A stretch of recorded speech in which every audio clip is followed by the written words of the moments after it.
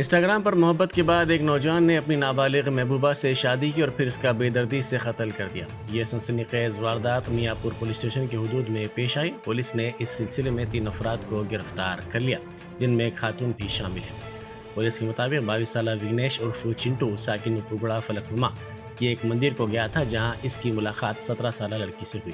बाद इसने इंस्टाग्राम के जरिए लड़की से रब्ता कायम किया और इजहार मोहब्बत किया। कुछ दिन बाद दोनों अपने दोस्त मुलजिम नंबर 2 22 साल साकित और उसकी बीवी 20 साल नंदनी उर्फ कल्याणी साकिन छतरी नाका के मकान पहुंचे और दोनों के साथ रहने लगे। बाद उन्होंने कंचन बाग इलाके में एक मकान किराए पर हासिल किया, जहां 17 साल लड़की और मुलजिम साथ रहने लगे। चिंटू ने नाबालिग लड़की के साथ जिनसी ताल्लुकात कायम किए और इस इस्तेमाल में चिंटू ने देखा कि लड़की फ़ोन पर किसी और से बात कर रही है। इस मसले पर दोनों के दरमियान झगड़ा हुआ। लड़की शादी के लिए दबाव डाल रही थी, बसूरत दीगर इसने खुदकुशी की धमकी दी।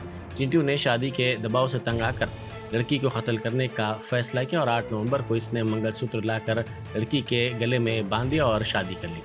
कुछ देर बाद लड़की ने अपनी मां को अपनी शादी की इत्तला दी और कहा कि 1 हफ्ते बाद मुलाकात के लिए आएगी। इसी दौरान शाम के वक्त मंसूबे के मुताबिक जब साकेत काम पर और उसकी बीवी कल्याणी सौदा लाने के लिए गए थे, चिंटू ने अपनी नौब्याहता दुल्हन का सर दीवार से टकरा दिया, जिसके नतीजे में वो बेहोश हो गई। मुलजिम ने इसका गला घोंटकर कत्ल कर दिया। ఈ నెల 10వ తారీఖు రోజు ఒక 17 ఇయర్స్ అమ్మాయి మిస్ అయిందని చెప్పేసి కంప్లైంట్ రాగా దాని మీద కేసు నమోదు చేసి crime number 1557/2024 and section 137 class 2 BNS ప్రకారం కేసు నమోదు చేసి ఇన్వెస్టిగేషన్ స్టార్ట్ చేయడం జరిగింది. ఇన్వెస్టిగేషన్లో భాగంగా దాంట్లో కంప్లైంట్ సారాంశం ఏంటంటే, అమ్మాయి ఒక 20 డేస్ బ్యాక్ మిస్ అయిపోయింది అని చెప్పేసి మాకు 10వ తారీఖు రోజు కంప్లైంట్ ఇవ్వడం జరిగింది. ఆ కంప్లైంట్ బేస్ చేసుకొని మేము దర్యాప్తు స్టార్ట్ చేసాము. వాళ్ళు ఒక వ్యక్తి చింటూ అనే వ్యక్తి మీద అమ్మాయి మిస్ అయిన విషయంలో అనుమానం ఉంది అని చెప్పేసి చెప్తే అతన్ని బేస్ చేసుకొని మేము స్పెషల్ టీమ్స్ ఫామ్ చేసి అతన్ని పట్టుకోవడం జరిగింది. అతన్ని పట్టుకున్న తర్వాత మాకు అతనితో పాటు అతను నేటివ్ ఆఫ్ ఉప్పుగూడ అని చెప్పేసి ఉప్పుగూడ ఓల్డ్ సిటీ అక్కడ వండుకుంటూ బ్యాండ్లో ప్లేయర్గా పనిచేస్తుంటాడు. అతనితో పాటు సాకేత్ వాళ్ళ వైఫ్ కళ్యాణి అనే ముగ్గురు వ్యక్తులు ఈ అమ్మాయిని తీసుకొని వెళ్ళి వాళ్ళతో పాటు ఉంచడం జరిగింది. ఉంచిన తర్వాత కొద్ది రోజులు బాగానే ఉన్నారు. తర్వాత అమ్మాయి పెళ్లి చేసుకోమని చెప్పేసి ఫోర్స్ చేయడం వల్ల ఏదో పెళ్లి చేసుకున్నట్టు నటించి అమ్మాయిని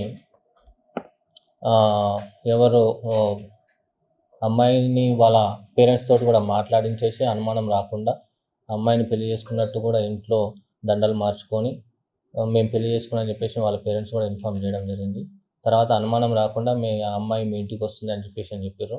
ఆ రోజే పథకం ప్రకారం అమ్మాయిని హత్య చేసిండు. హత్య చేసిన తర్వాత వీళ్ళిద్దరు వాళ్ళ ఫ్రెండ్స్ ఎవరైతే సాకేత్ అండ్ కళ్యాణి వాళ్ళిద్దరి సహాయంతో అమ్మాయిని వాళ్ళు ఉప్పుగూడ నుంచి మకాంని మీర్పేటలో కిరాయి ఇంటికి మార్చారు.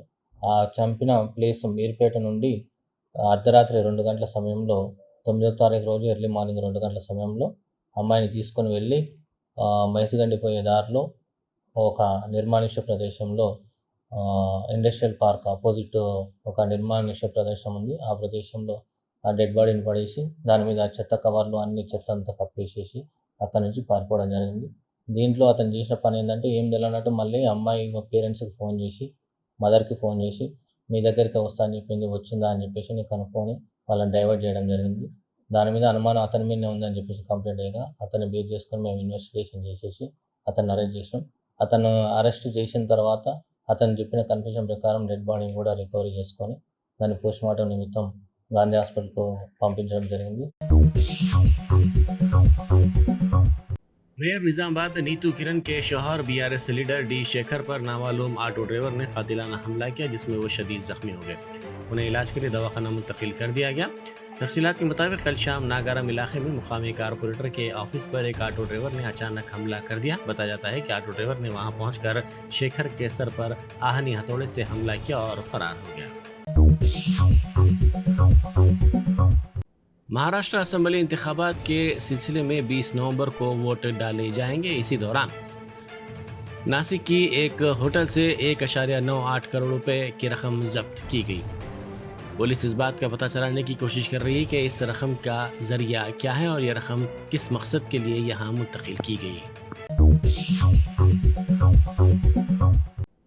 मइलार्दोपल्ली रेलवे गेट के करीब ट्रेन की पटरियां अबूर करने के दौरान ट्रेन की टक्कर से खातून हलाक हो गई। इस खातून की शिनाख्त चांदबी के तौर पर की गई है। मुकामी अफराद ने कहा कि ब्रिज का काम काफ़ी सुस्त रफ्तारी से चल रहा है, जिसके नतीजे में अब तक तकरीबन 25 अमवात हो चुकी हैं।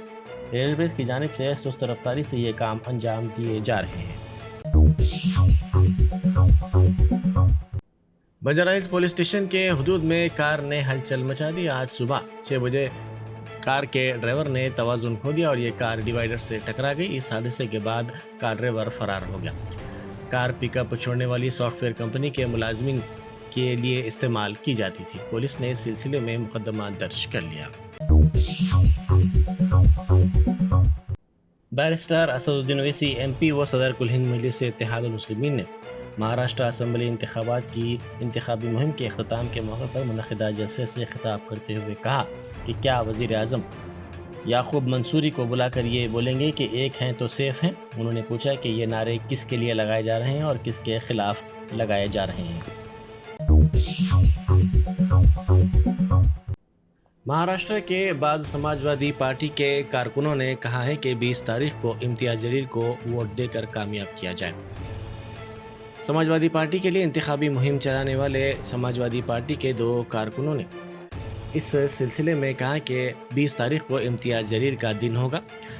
उनकी ये वीडियो सोशल मीडिया पर वायरल हो गई। साबिक़ वज़ीर व BRS क़ायद KTR ने कहा है कि मोदी हमेशा ये कहते हैं कि तेलंगाना शाही ख़ानदान का ATM बन गया है, तो फिर वो क्यों कार्रवाई नहीं कर रहे हैं, वो क्यों इस पर आवाज़ नहीं उठाते। लोगों के घरों पर बुलडोज़र चलाए जाते हैं, लेकिन इस पर बीजेपी क्यों खामोश है। आज हमें लगता है कि बीजेपी ऐसे एक्ट कर रही है कि उनको पता ही नहीं क्या हो रहा है तेलंगाना में। भाई मोदी जी, आप तो कहते रहते हो, बार बार कहते हो कि तेलंगाना ATM बन गया शाही परिवार का, तो आप क्यों नहीं एक्शन ले रहे हो? आप क्यों नहीं आवाज उठाते हो? आपकी पार्टी क्यों नहीं बोलती इस जुल्मों के बारे में, इन गरीबों के बारे में? आपकी तरफ से क्यों कोई आवाज नहीं सुनाई दे रही है? आज लोगों के घर बुलडोज किए जाते हैं तेलंगाना में। Tribal women are being molested, their modesty is being outraged. I'm not making a false accusation. You just heard my sister, what she said. इसके बाद भी आप नहीं आवाज उठाएंगे? ये कहां की रीत है? वो दोनों बीजेपी और कांग्रेस इस मामले में कुछ नहीं कहेंगे, ये कहां की रीत है? तो इसीलिए मैं कहता हूं, your silence indicates that you are complicit. Modi ji, ये गलत है। अगर कांग्रेस पार्टी गलती करती है, जुल्म करती है, जिम्मेदारी ये है ऑपोजिशन में रहने के नाते हमारी और आपकी लड़ना चाहिए और आवाज उठाना चाहिए। और आपकी पार्टी तो भूल गई आपकी प्रिंसिपल, फिलॉसफी, प्रिंसिपल। एक भी लफ्ज आज तक नहीं सुनाई दे रहा है। स्कूल बस बेकाबू होकर दरख्त से टकरा गई। मिर्चल के केसरा पुलिस स्टेशन के हुदूद के इलाके में आज सुबह एक स्कूल बस बेकाबू होकर दरख्त से टकरा गई। स्कूल से ताल्लुक़ रखने वाली बस सुबह तलबा को लेकर स्कूल के लिए रवाना हुई थी। रास्ते में बस बेकाबू होकर सड़क के किनारे दरख्त से टकरा गई। इस हादसे में तलबा जख्मी हो गए। नेशनल ST कमीशन के रुकन ने ज़िला संगारेड्डी की कंदी जेल में लगा चरला के किसानों से मुलाकात की और तफसीलात से वाकिफ़ियत हासिल की। इन किसानों पर इल्ज़ाम है कि उन्होंने अपनी अराज़ियात को देने से इनकार कर दिया और कलेक्टर विकाराबाद पर हमला किया। इस मौके पर कमीशन के रुकन ने किसानों से तफसीलात हासिल की और कहा कि अराज़ियात के नाम पर लोगों को दहशतज़दा करना और अराज़ियात पर कब्ज़ा करना मुनासिब नहीं है। भुवनगिर के रुकने पार्लियामेंट किरण कुमार रेड्डी ने राजस्थान के नायब वज़ीर आला कमार रेड्डिया की दावत पर जयपुर का दौरा किया। उन्होंने जयपुर के सिटी पैलेस में मुलाकात की। इस मौके पर मुख्तलिफ उमूर बशमूल शहरी तरक्की और दीगर उमूर पर तफसीली तौर पर तबादला ख्याल किया गया। उत्तर प्रदेश के एक डिस्ट्रिक्ट हॉस्पिटल में डॉक्टर्स और स्टाफ अमले ने रक्स किया। दवाखाने के अहाते में किए गए इस रक्स की वीडियो सोशल मीडिया के मुख्तलिफ प्लेटफॉर्म्स पर तेज़ी के साथ वायरल हो गई, जिसके साथ ही सोशल मीडिया इस्तेमाल करने वालों ने इस पर तनकीदें की। रियासती वजीर श्रीधर बाबू ने कहा है कि मसनवी ज़हानत हमारे वक्त की सबसे अहम तकनीकी पेशरफ्त में से एक है। AI की पेशरफ्त एक ज़्यादा मौसर, काबिल रसाई और मरीज़ पर मरकूज सेहत की देखभाल के माहौलियाती निज़ाम की तरफ बुनियादी तब्दीली की नुमाइंदगी करती है। अपने कई इक़दामात के ज़रिए हम तेलंगाना के लिए आलमी AI मरकज़ बनने की बुनियाद रख रहे हैं। हमारा मकसद हुकूमत सनत के दरमियान ताउन को फ़रोग़ देना है ताकि ऐसे हल निकाले जाएँ जो हकीकी दुनिया में सेहत की देखभाल के चैलेंजेस से निमटने के लिए हों। AI in healthcare summit road to BioAsia 2025 में doctor Nageshwar Reddy, chairman AIG hospital और दीगर ने इस कॉन्फ्रेंस में शिरकत की। हैदराबाद में रोज़ बरोज़ सर्दी की लहर में इजाफा होता जा रहा है। शहर में गुज़िश्ता सब दर्ज हरारत बहैसियत मजमूई 18.6 डिग्री सेल्सियस दर्ज किया गया। शहर के कई मकामात पर दर्ज हरारत में आइंदा 2 दिनों के दौरान गिरावट का इम्कान है। शहर के बेशतर मकामात पर रात के दर्ज हरारत में भी गिरावट दर्ज की गई है। गुज़िश्ता रोज़ मुत्तहदा आदिलाबाद ज़िले में अक़ल तरीन दर्ज हरारत 12.2 डिग्री सेल्सियस दर्ज किया गया, जबकि मुत्तहदा आदिलाबाद में गुज़िश्ता चंद दिनों से दर्ज हरारत में मुसलसल गिरावट महसूस की जा रही है। आंध्र प्रदेश के अल्लूरी सीतारामराजू ज़िले में सर्दी की लहर में हालिया चंद दिनों के दौरान इजाफा देखा गया है। ज़िले के मनियम में दिन ब दिन दर्ज हरारत में गिरावट महसूस की जा रही है। ज़िले के 11 मंडलों में सर्दी की शदीद लहर देखी जा रही है। सुबह के सातों में शदीद कोहर के नतीजे में सड़क पर रास्ता साफ नहीं दिखाई दे रहा है। इसरो का सैटेलाइट GSAT-N2 कामयाबी के साथ खला में छोड़ा गया। एलोन मस्क के SpaceX ने इसको लॉन्च किया। GSAT-N2 का मकसद हिंदुस्तान के दूर दराज देहातों तक भी ब्रॉडबैंड खिदमात फराहम करना है। आंध्र प्रदेश के तजुर्बेकार IAS ऑफिसर के संजय मूर्ति हिंदुस्तान के CAG के तौर पर मुकर्रर होने वाले पहले तेलुगु शख्स बन गए हैं, जिस तरह उन्होंने एक तारीख रकम की है। संजय मूर्ति अमलापुरम के साबिक MP और IAS ओहदेदार KSR मूर्ति के बेटे हैं, जिन्होंने मरकजी हुकूमत में सेक्रेटरी के तौर पर खिदमत अंजाम दी। संजय मूर्ति ने हिमाचल प्रदेश कैडर के तहत 1989 में इंडियन एडमिनिस्ट्रेटिव सर्विस में शामिल होने से पहले टेक्निकल इंजीनियरिंग में डिग्री हासिल की थी। फ्रांस के सदर एमानुएल मैक्रोन ने ट्वीट करते हुए कहा कि वज़ीर आज़म मोदी से मिलकर हमेशा खुशी होती है, क्योंकि हिंदुस्तान के साथ उनकी शराकतदारी भरपूर और कसीर जहती है। कांग्रेस के कौमी सदर मल्लिकार्जुन खड़गे और लोकसभा में कायदे अपोजिशन राहुल गांधी ने साबिक वज़ीर आज़म इंदिरा गांधी की यौम पैदाइश के मौके पर शक्ति स्थल पर पहुंचकर उनको खिराज पेश किया। उन्होंने मुल्क के लिए इंदिरा गांधी की खिदमत को याद किया।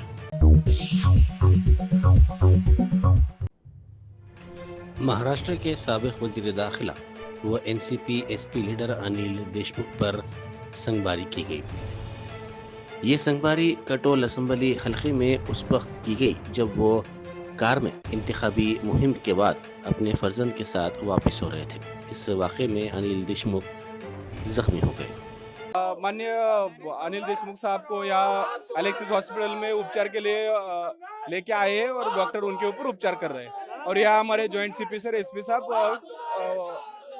खड़े हैं और उनके मार्गदर्शन में हमारा बंदोबस्त भी चालू है। Thank you. मैं यहाँ से ग्रामीण रुग्णालय से मैं काटोल के पुलिस स्टेशन गया था। काटोल के पुलिस स्टेशन में कुछ उनके ऊपर थोड़ी सी पट्टी वगैरह लगा के थोड़ा सा उनको ड्रेसिंग करके तुरंत ही नागपुर रेफर करने की बात हुई, तो वहाँ पे इनको एलेक्सिस हॉस्पिटल में लाया गया है। नागपुर में वहाँ काटोल में वहाँ पे पुलिस स्टेशन पे मैं जाने के बाद में लोगों को शांतता का आह्वान किया। वहाँ पर जो लोग अनिल बाबू देशमुख जी के साथ थे उनने वहाँ पे कंप्लेंट भी दर्ज कराई है। वहाँ पे बहुत हजारों के तादाद में लोग वहाँ पे पहुंचे थे। लोगों को हमने शांतता रखने का आह्वान किया है।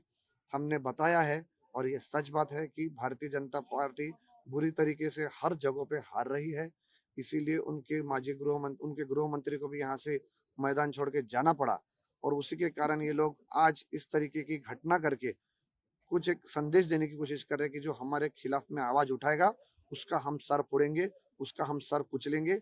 हमारे साथ में अमित शाह है गृह मंत्री, हमारे साथ में देवेंद्र फडणवीस है उप मुख्यमंत्री गृह मंत्री। हम सभी का ऐसा हाल करेंगे। हम काटोल को सुरक्षित रखेंगे नहीं, हम नरखेड़ को सुरक्षित रखेंगे नहीं, हम नागपुर जिले में सुरक्षित रखेंगे नहीं। कहाँ कहाँ हो जाना चाहिए? फोरहेड पे इंजरी हुई है जितना मुझे अभी तक मालूम पड़ा है। मेरी कुछ बातचीत अनिल देशमुख जी से हो नहीं पाई, क्योंकि मैं समझता नहीं कि ऐसे समय पे उनसे बातचीत करना चाहिए। बस एक मॉरली अब साथ में खड़े रहना चाहिए, उनको दिखना चाहिए करके मैं यहाँ पे खड़ा हूँ।